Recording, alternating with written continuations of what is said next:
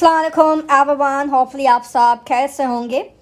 आज हम बात करने जा रहे हैं इनकम स्टेटमेंट की ऑडिट असर्शंस के बारे में। देखिए, सबसे पहले you need to know very well what exactly is the meaning of audit assertions.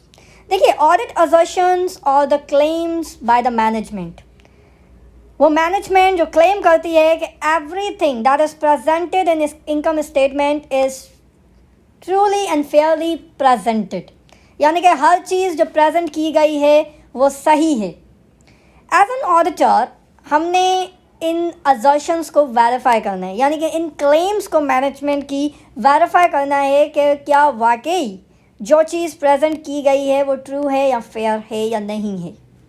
सबसे पहले वो असर्ट कर रही है, वो क्लेम कर रही है कि एवरीथिंग इज़ कम्प्लीटेडली रिकॉर्डेड, यानी कि जो चीज़ रिकॉर्ड होनी चाहिए वो रिकॉर्ड है। हमने कोई भी चीज़ छुपाई नहीं है। अमूमन मैनेजमेंट एक्सपेंसेस तो कम रिकॉर्ड करना चाहती है, यानी कि हमारा as an auditor focus expenses या एक्सपेंडिचर्स पे होना चाहिए जिसको मैनेजमेंट छुपा सकती है। हम जानते हैं कि जहाँ पर प्रोडक्शन होती है वहाँ पर मशीनरीज़ को मेंटेनेंस की रिक्वायरमेंट आती है। आपने मेंटेनेंस और रिपेयरिंग का खर्चा किया होगा मशीन्स पर। As an auditor you need to ask management that you need to give us the invoices of repairing and maintenance. उसमें से आपने सैम्पल ऑफ इनवॉइसेस को चूज़ करना है and you need to verify it in financial statements.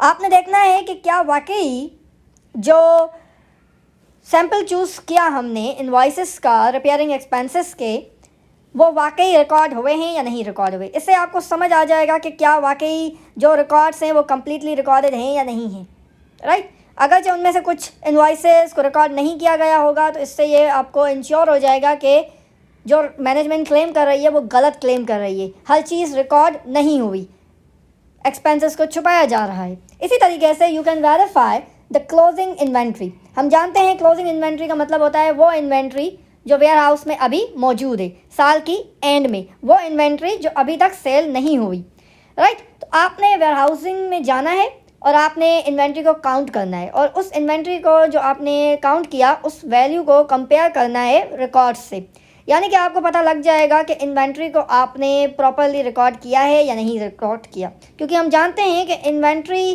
का जो relation है वो भी इन्वर्सली रिलेशन है प्रॉफिट से। जितनी आप क्लोजिंग इन्वेंट्री को कम रिकॉर्ड करोगे उतना आपका प्रॉफिट ज़्यादा आएगा। तो क्लोजिंग इन्वेंट्री की वैल्यू को भी मैनेजमेंट कम शो कर सकती है, इसीलिए आपने इस असर्शन को भी वेरीफाई करना है कि क्या कम्प्लीटली इन्वेंट्री को रिकॉर्ड किया गया है या नहीं किया गया। सेकेंडली, मैनेजमेंट क्लेम कर रही है कि जो चीज़ हम रिकॉर्ड कर रहे हैं वो अकर हुई है, यानी कि आप ये क्लेम कर रहे हो कि जो सेल हमने रिकॉर्ड की है वो वाकई अकर हुई है, कोई फेक सेल रिकॉर्ड नहीं हुई है। हम जानते हैं कि सेल दो किस्म की होती है, एक कैश सेल और दूसरी क्रेडिट सेल। क्रेडिट सेल को वेरीफाई इस तरह से किया जा सकता है कि हमने डेटर्स को टेलीफोन लगाना है और हमने उनसे पूछना है कि क्या वाकई आपने इस कंपनी से सेल की है क्रेडिट पे या नहीं की। डाटा विल कंफर्म कि जी हाँ हमने सेल करी है इस कंपनी से और हमने इतने पैसे इनको वापस करने हैं। इसी तरीके से आपने कैश सेल को वेरीफाई करना है। कैश सेल को आप इस तरह से वेरीफाई कर सकते हैं क्योंकि आपके पास पेमेंट आ चुकी है और पेमेंट आने का मतलब ये है कि वो बैंक स्टेटमेंट में शो होनी चाहिए। आपके बैंक के थ्रू कंपनी ने या कस्टमर ने सेल के पैसे भिजवाए होंगे, so you can verify it with the bank statement के वाकई पैसे आ चुके हैं तो वो बैंक स्टेटमेंट में शो होने चाहिए, राइट। इस तरह से आपको वेरीफाई हो जाएगा कि जो सेल रिकॉर्ड की गई है, चाहे वो कैश सेल हो या क्रेडिट सेल हो, वाकई वो सेल हुई है या नहीं हुई है। अगरचे मैनेजमेंट क्लेम कर रही है सेल हुई है तो फिर उसके या तो पेमेंट होगी या फिर वो क्रेडिट पे हुई होगी, आप दोनों से कंफर्म कर सकते हो। इसी तरीके से वैल्यूएशन का क्लेम, यानी कि मैनेजमेंट ये क्लेम कर रही है कि जो इनकम स्टेटमेंट में वैल्यूज़ नज़र आ रही हैं वो सही हैं, प्रॉपर हैं। आप देख सकते हैं यहाँ पर आपको नेट सेल्स की वैल्यू नज़र आ रही है, कॉस्ट ऑफ गुड्स सोल्ड की वैल्यू नज़र आ रही है। हम जानते हैं कि ये नेट वैल्यूज़ हैं। आपको पता है कि कॉस्ट ऑफ गुड्स सोल्ड का फार्मूला क्या होता है। कॉस्ट ऑफ गुड्स सोल्ड आप निकालते हैं opening inventory plus purchases minus closing inventory को ऐड करते हुए। इसी तरीके से नेट सेल्स का मतलब होता है सेल्स माइनस सेल्स रिटर्न्स। तो यहाँ पर जो वैल्यूएशन है इसका मतलब यही होता है कि ये जो नेट वैल्यूज़ हैं ये करेक्टली हमने दिखाई हैं। अब इसकी जो डिटेल्स हैं वो कहाँ पे मिलेंगी आपको मिलेंगी डिस्क्लोजर्स में। तो you can verify the values from the disclosures as an auditor. इसके बाद आपका जो क्लेम है मैनेजमेंट का वो है कट ऑफ का। कट ऑफ का मतलब होता है कि आपने जितनी भी ट्रांजैक्शंस इस साल में करी हुई हैं वो आपकी इसी साल में रिकॉर्ड होनी चाहिए। The transactions that were relevant to this year should be recorded in this year, not in a coming year. हम जानते हैं कि जो एक्सपेंसेस हैं वो मैनेजमेंट कम से कम दिखाना चाहती हैं, इसीलिए एक्सपेंसेस को मैनेजमेंट थ्रो कर सकती है कहाँ, 2024 में। अगर आपकी स्टेटमेंट्स जो हैं वो 2023 की हैं तो 2024 में वो एक्सपेंसेस को थ्रो कर सकती हैं ताकि इस साल हम कम दिखा सकें। लेकिन मैनेजमेंट ये क्लेम कर रही है कि हमने जितने भी एक्सपेंसेस इस साल के हैं वो हमने इसी साल में रिकॉर्ड किए हुए हैं। As an auditor you need to verify.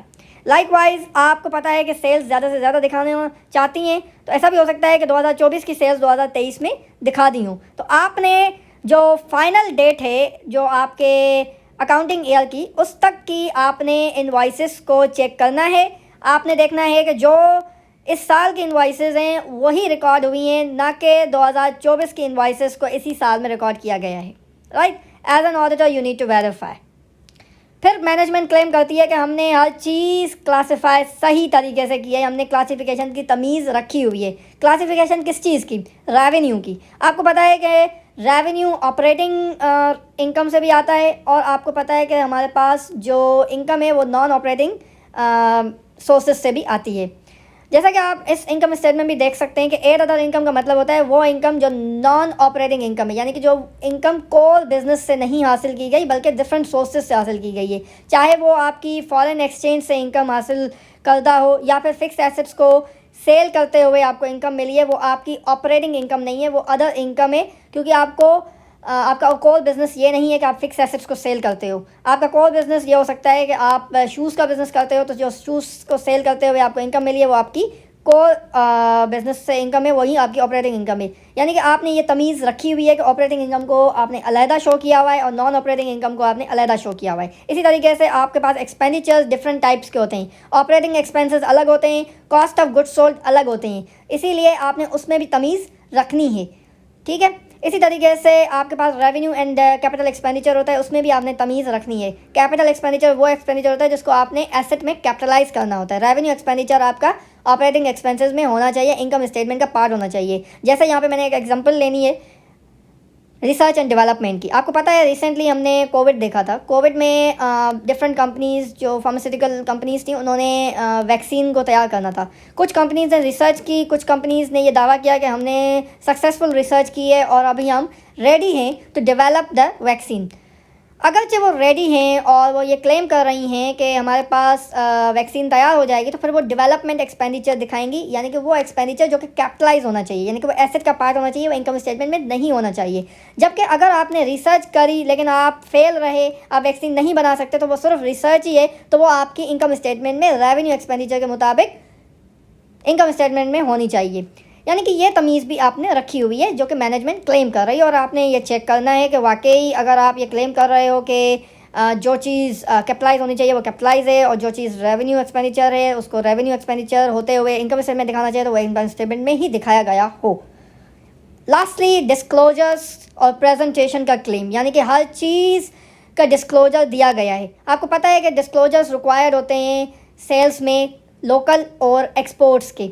अगर आपने सेल करी हुई है तो जो सेल आपने लोकल करी हुई है उसका अलग से बाइफिकेशन होना चाहिए कंपेयर टू एक्सपोर्ट्स। इसी तरीके से COGS की जो फार्मूला है जिसमें आपको ओपनिंग इन्वेंट्री, क्लोजिंग इन्वेंट्री और परचेजेस दिखानी है वो आपके डिस्क्लोजर्स में आनी चाहिए। एडमिन एक्सपेंसेस की पूरी लिस्ट डिस्क्लोजर्स में दिखानी चाहिए। सेलिंग एक्सपेंसेस की पूरी लिस्ट डिस्क्लोजर्स में होनी चाहिए। ये मैनेजमेंट क्लेम कर रही है और आपने ये चेक करना है कि वाकई डिस्क्लोजर्स दिए गए हैं या नहीं दिए गए। Right, so this is all about the assertions related to income statement और यही क्लेम्स हैं जो मैनेजमेंट कर रही है। As an auditor you have to check and verify.